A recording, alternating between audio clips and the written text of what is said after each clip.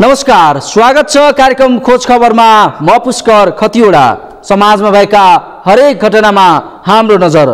जनताको सूचना पाउने अधिकारको सम्मान हाम्रो अभियान। त्यसैले समुन्नत र समृद्धशाली समाजको यात्रा खोज खबरको अन्तिम अभिष्ट अनि गन्तव्य हो।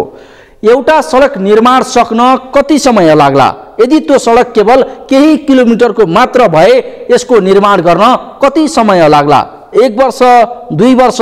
यदि बनिसकेको सडकको विस्तार मात्र गर्न परे कति समय लाग्ला? सम्भवतः त्यही 1-2 वर्ष। यदि यो सडक सुविधा सम्पन्न ठाउँमा भए अब चाहिँ यो सडक विस्तार गर्न कति समय लाग्ला? पक्कै पनि त्यो भन्दा पनि कम समय। तर देशको राजधानी काठमाडौँमा भएको एउटा सडकको विस्तार गर्न थालेको 7 वर्ष भयो। तर पनि अहिलेसम्म यो सडकको विस्तारको काम भने सकिएको छैन, जसका कारण यात्रु र स्थानीय सडककै कारण शास्ति भोग्न बाध्य छन्। के छ त्यसको वास्तविकता? हेरौँ यो रिपोर्ट।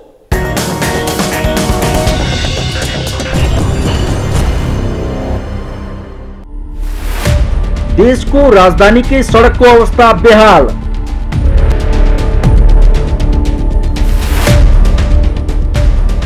सात वर्षमा पनि बनेन जोरपाटी साँखु सडक। समयमा सडक नबन्दा स्थानीयलाई शास्ति।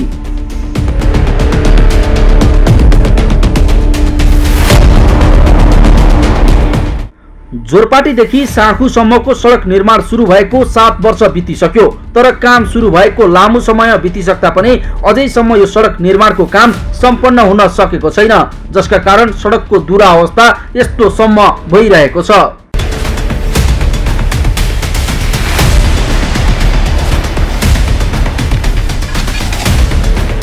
2072 सालमा जोरपाटीदेखि साँखुसम्मको 11 किलोमिटर सडक 22 मिटर फराकिलो बनाउने लक्ष्य सहित काठमाडौँ उपत्यका सडक विस्तार आयोजनाले सुरु गरेको काम अझै सकिएको छैन। 2 वर्षभित्र सडक विस्तारको काम सकाउने भनिए पनि अझैसम्म काम पूरा हुने कुनै सुरसार नै छैन।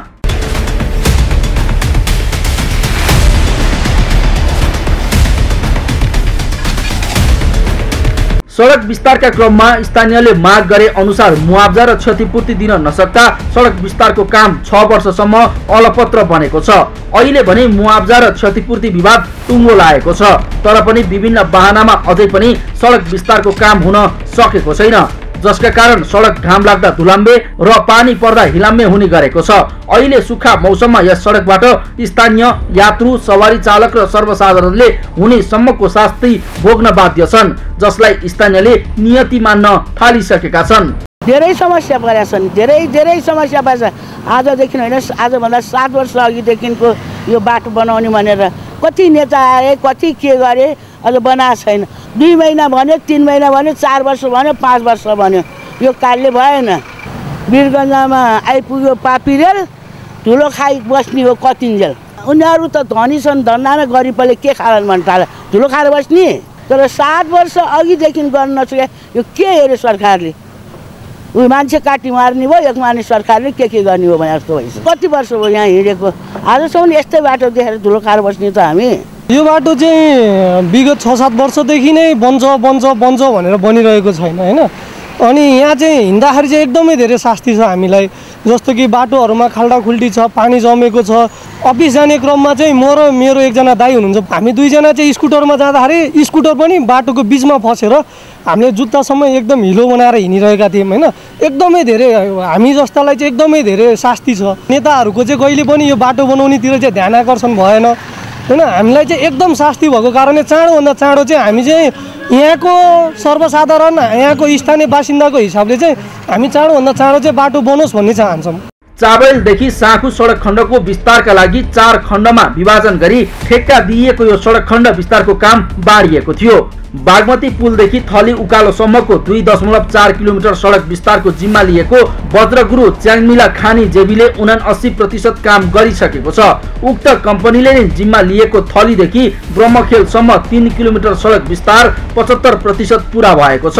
ब्रह्मखेलदेखि सम्बुटारसम्मको 2.4 किलोमिटर सडक खण्डको काम पनि सम्पन्न भइसकेको काठमाडौँ उपत्यका सडक विस्तार आयोजनाको दाबी छ। यसबाहेक अन्य क्षेत्रमा कोरोना तथा बेमौसमी वर्षाका कारण सडक विस्तारमा ढिलाइ भएको आयोजनाको तर्क छ। मत छाप लगाउने उहाँहरूले जसमा भन्नुहुन्छ हामी त्यसैमा छाप लगाउने काम गरेका छौँ। उहाँलाई एकदम सहज वातावरणमा भित्र लिएर गएर उहाँहरू लाइनमा पनि बस्नु भएको हुँदैन, उहाँलाई भित्र लिएर गएर आराम साथ राखेर बाहिर निकाल्ने काम हामीले गरेका छौँ। हाम्रो म्यादी प्रहरीहरू सबैको साथमा सहयोगमा प्रतिनिधिहरू आउनुहुन्छ, उहाँहरूले गर्नुभएको छ सहयोग त्यो काम। सुरक्षा व्यवस्था निर्वाचन प्रस्तुतिमा छौँ। आज देशैभर प्रतिनिधि सभा र प्रदेश सभाको निर्वाचन भइरहेको छ। पछिल्लो समय के कस्तो अवस्था छ भनेर बुझ्नको लागि हामी प्रतिनिधि सभा क्षेत्र नम्बर 4 र प्रदेश सभा क्षेत्र नम्बर 2 को साबिक गाविस भवन चपरीको मतदान केन्द्रमा छौँ। यहाँनिर मतदान के कसरी भइराखेको सडक विस्तार आयोजनाका अनुसार अब 1.5 महिनाभित्रै चाबैल जोरपाटी साँखु सडक खण्डले पूर्णता पाउनेछ। लामो समयको विवादपछि मन्त्री परिषदको निर्देशन अनुसार सडकको विस्तार गरिसक्ने आयोजनाको दाबी छ। क्षेत्र नम्बर 4 को प्रतिनिधि सभा क्षेत्र नम्बर 4 का मतदान अधिकृतसँग कुराकानी गरिसकेका छौँ। हामीले यहाँनिर मतदान गर्न आउनुभएका मतदाताहरूसँग अब कुराकानी गर्छौँ के कस्तो अनुभव भइराखेको छ। अहिले पछिल्लो समय के छ अवस्था यहाँको? पछिल्लो समय जम्मा 2332 जना मतदाता सङ्ख्या भएकोमा अहिलेसम्म 1526 को मत सङ्ख्यामा चाहिँ मत झरेको छ। कुन बुथमा कति? कमा तपाईँको 494 खसेको छ, खमा 532 खसेको छ भने गमा। यसरी सडक निर्माणको काम सुरु भएको 7 वर्षसम्म निर्माणको कामले तीव्रता नपाएको र उक्त सडक छोटो समयमै सम्पन्न गर्ने आश्वासन बाँडिएको छ। तर यस कामले पुनः तीव्रता पाउनेमा भने स्थानीयलाई आशंका छ। खोज खबरका लागि क्यामेरामा गौरव खड्का र सुनिल कोलीका साथमा मेनुका लम्सालको रिपोर्ट।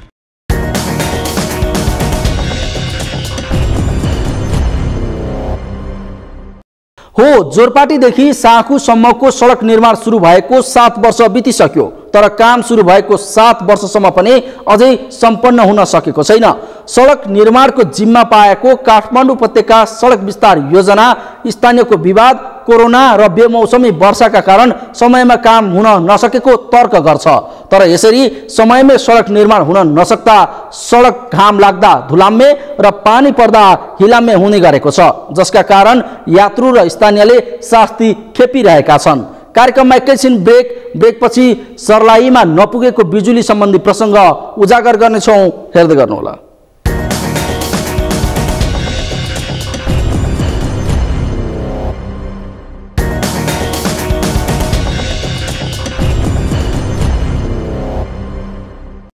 ब्रेकपछि स्वागत छ। कार्यक्रम हो खोज खबर। तराईका जिल्लामा विकट र दूरदराजका गाउँमा जस्तो शास्ति हुँदैन। समथर भूभाग भएका कारणले पनि यहाँ विकासका कामहरू छिटो हुन्छन्। सडक पुल लगायतका विकासका काम त झन् छिटो हुने गर्दछ। तर तराईको जिल्ला भएर पनि सर्लाहीको लालबन्दी नगरपालिकाले भने कर्णालीको जस्तै शास्ति खेपिरहेको छ।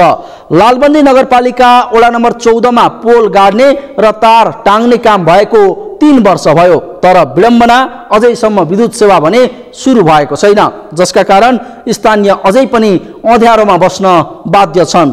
के छ त्यसको वास्तविकता, हेरौँ यो रिपोर्ट।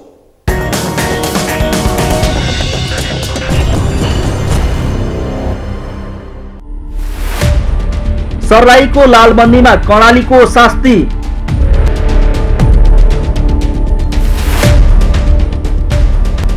पोल गाडेको 3 वर्षमा पनि आएन बिजुली।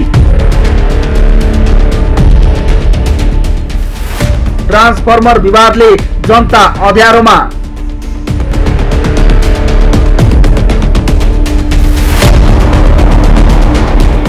पहाड र हिमालको तुलनामा तराईमा धेरै विकास भएको छ।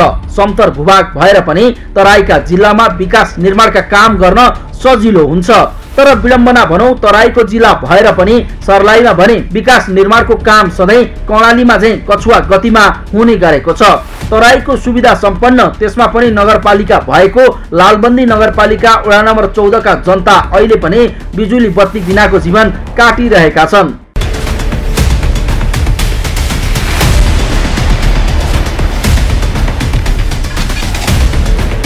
सर्लाहीको लालबन्दी नगरपालिका वडा नम्बर 14 मा पोल गाड्ने र तार टाङ्ने काम भएको 3 वर्ष भयो। तर विडम्बना भनौं यो 3 वर्षमा पनि वडा नम्बर 14 मा विद्युत सेवा भने सुरु भएको छैन, जसका कारण पुरै वडावासी अँध्यारोमा बस्न बाध्य छन्।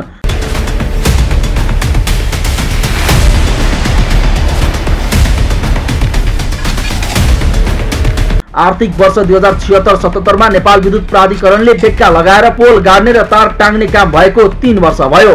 लालबन्दीको विभिन्न क्षेत्रमा विद्युत विस्तारका लागि पोल गाड्ने र तार टाङ्ने काम 3 वर्ष अघि नै सकिएको थियो, तर पनि विद्युत सेवा सुरु हुन सकेको छैन। ठेकेदार कम्पनीको लापरवाहीका कारण विद्युत सेवा सुचारू नहुँदा स्थानीय भने अँध्यारोमा बस्न बाध्य छन्। यसरी अँध्यारोमा बस्न बाध्य हुनुको प्रमुख कारण चाहिँ ट्रान्सफर्मर राख्ने विषयको विवाद हो। ट्रान्सफर्मर राख्ने विषयमा स्थानीयसँग विवाद हुँदा ठेकेदार कम्पनीले सर्लाहीको कर्णाली भनेर चिनिने लालबन्दी नगरपालिका वडा नम्बर 14 को नारायण खोला, मोटर दोबान, डाइनी, तोरीबारी, 17 कट्ठा 15 बिघा र कामीटार लगायतका स्थानमा विद्युत सेवा सञ्चालन गर्न नसकेको वडा कार्यालयको भनाइ छ। फर्स्टमा त यो ट्रान्समिटरको विवाद आएछ, अलिकति न्यू मात्रै। डाइनी पहिला साबिक 7 नम्बर वार्डमा ट्रान्समिटर खोसेर राख्यो अरे भन्ने हल्ला गर्यो। त्यो हल्लामा अब उता डाइनी खोलापट्टि वास्तवमा भन्नुपर्दाखेरि साबिक 4वटा वार्डमा चाहिँ पुरानो गएको ट्रान्समिटरसँग 2टा ट्रान्समिटरले काम गर्दैन भनेर अहिले चाहिँ ट्रान्समिटरको माग गरेको त्यहाँको मान्छेले चाहिँ।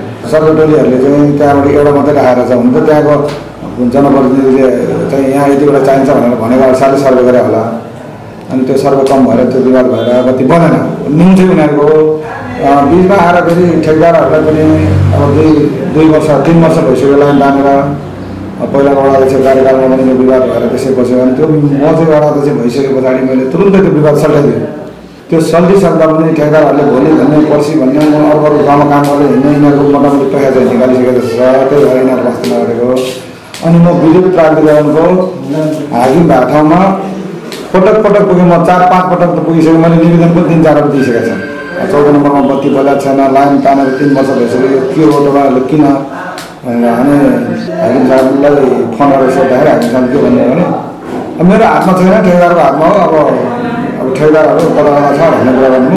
नेपाल विद्युत प्राधिकरणले आर्थिक वर्ष 2076-77 मा 1 वर्षमा काम सकाउने गरी लालबन्दी नगरपालिका वडा नम्बर 14 मा विद्युत विस्तार गर्न श्री लक्ष्मी नारायण महादेव निर्माण सेवा, मैत्री निर्माण सेवा र किरण निर्माण सेवालाई करिब 30 लाख लेबर खर्चमा ठेक्का दिएको थियो। तर अहिलेसम्म पनि विद्युत विस्तारको काम भने भएको छैन। यसरी समयमा काम नहुनुमा भने कोरोना महामारी, चाडपर्व साथै स्थानीय निर्वाचनका कारण काममा अवरोध भएको विद्युत प्राधिकरण वितरण केन्द्र लालबन्दीको भनाइ छ। धेरै पहिला चाहिँ लाइन तानिएको टेन्डरबाट काम भएको सम्पन्न भएको र त्यसबेला लाइन चाहिँ चालु गर्न नसकेको त्यो ठेकेदारहरूले समयमा काम सम्पन्न नगरेको र त्यसबेला चाहिँ ठेकेदारको मात्रै होइन हाम्रो पनि बाध्यता थियो। सामानहरू समयमा उपलब्ध नभएको कारणले भएको हो। र जुन ठाउँमा हामी सामान उपलब्ध गराइदियौँ ठेकेदारहरूको लापरवाहीले काम चाहिँ समयमा सम्पन्न नभएको हुँदा पछि चाहिँ सम्पन्न गरेको र 1 वर्षको जुन उनीहरूको ग्यारेन्टी वारेन्टी पिरियड हुन्छ त्यस बेलासम्म पनि लाइन राम्रो हामी नचलेको अवस्थामा उनीहरूको 1 वर्षको भित्रको जुन धरोटी थियो त्यसलाई हामीले चाहिँ फोरपिट गरेर अर्को ठेकेदारलाई काम गर्न दिँदाखेरि त्यो हामी जेष्ठ असारतिर हामी काम गर्दाखेरि त्यसबेला चाहिँ यो पानीले उतापट्टि पहाडी भेगमा चाहिँ यो नदीमा पानी भएको उता जान नसक्ने अवस्था भएको हुँदा त्यो काम चाहिँ सम्पन्न नभएको हो। यसरी विद्युत जडान गर्न ठेकेदार कम्पनीले पुरै रकम भुक्तानी लिइसकेको बताएको छ। तर सबै काम पूरा भइसकेको अवस्थामा पनि पैसा लिइसकेका ठेकेदारले विद्युत सेवा भने सुचारू नगरेको स्थानीयको आरोप छ, जसका कारण अहिले विद्युतका पोल ढल्ने, तार भुइँमा लत्रिने साथै ट्रान्सफर्मर समेत पोलबाट तल झरिसकेको छ। यता ठेकेदार कम्पनीहरूले भने आफूहरूले समयमै राम्रो काम गरेको तर स्थानीयवासी लगायतको अवरोधको कारण समयमै विद्युत सेवा सुचारू गर्न नपाएको दाबी गरेको छ। हाम्रो सुरु भएको जुन साल सुरु भएको थियो गति राम्रो लिएको थियो। त्यो साल विश्वव्यापी महामारी कोरोनाले गर्दाखेरि हाम्रो दुई सिजन नै धेरै 1.5 वर्ष नै हामीले काम गर्न त्यहाँ पाएन। स्थानीयले पनि त्यहाँ काम गर्न पठाएको केटाहरूलाई होइन कोरोनाले गर्दा गाउँघरमा कोही पनि नआऊ, कसैले पनि काम गर्न नदिए। यो महामारीले गर्दाखेरि हाम्रो लेबरहरू फर्के आए र त्यसले गर्दाखेरि हाम्रो ढिलो भएको हो। र यस पश्चात काम सम्पन्न भए पनि हाम्रो केही त्यहाँका स्थानीयका घरमा 2-4वटा घरमा बत्ती बल्ने आवश्यकता सम्भावना नभएको हुनाले त्यो स्थानीयले हामीलाई काम गर्न अवरोध गर्नुभयो। किनकि जबसम्म हाम्रो घरमा बत्ती बल्दैन भने कुनै घरको बत्ती ट्रान्सफरमा जडान गर्न नदिएको कारणले गर्दाखेरि त्यो ढिलो भएको कारण मेन कारण त्यही हो। यसरी विद्युत विस्तारको काम समयमा हुन नसकेको मात्र होइन, नेपाल विद्युत प्राधिकरणले सामान खरिद गरेर निर्माणमा खटिने कामदारहरूको मात्रै खर्चमा ठेक्का लगाउने गरेको भए पनि सम्झौता अनुसार निर्माण सामग्री प्रयोग नभएको, एबिसी केबल लगाउने भनिएको भए पनि O5 र O3 अर्थात् नाङ्गो तार लगाएको पाइएको र काम पुरा नगरी भुक्तानी समेत दिइसकेको अवस्थाले यस काममा शङ्का गर्ने प्रशस्तै ठाउँ रहेका छन्। तसर्थ सरकारवाला सबै निकायले यसतर्फ ध्यान दिन आवश्यक छ। खोज खबरका लागि सर्लाहीबाट शङ्कर पहाडीको रिपोर्ट।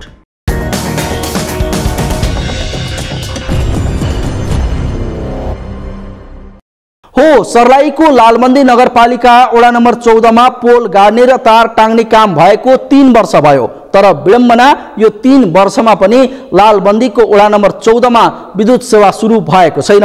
आर्थिक वर्ष 2076-77 मा नेपाल विद्युत प्राधिकरणले ठेक्का लगाएर पोल गाड्ने र तार टाङ्ने काम त गर्यो, तर 3 वर्षमा पनि विद्युत सेवा भने सुचारू गर्न सकेन, जसका कारण स्थानीय अझै पनि अँध्यारोमा बस्न बाध्य छन्। यसतर्फ स्थानीय सरकार, प्रदेश र संघीय सरकारको समेत ध्यान जाओस्। हवस् त, आजलाई कार्यक्रम खोज खबर यति नै। कार्यक्रम खोज खबरका विषयमा कुनै प्रतिक्रिया छन् भने हामीलाई khojkhabar@sagarmatha.tv मा इमेल गर्न सक्नुहुन्छ अथवा फोन नम्बर 015706074 मा फोन पनि गर्न सक्नुहुन्छ।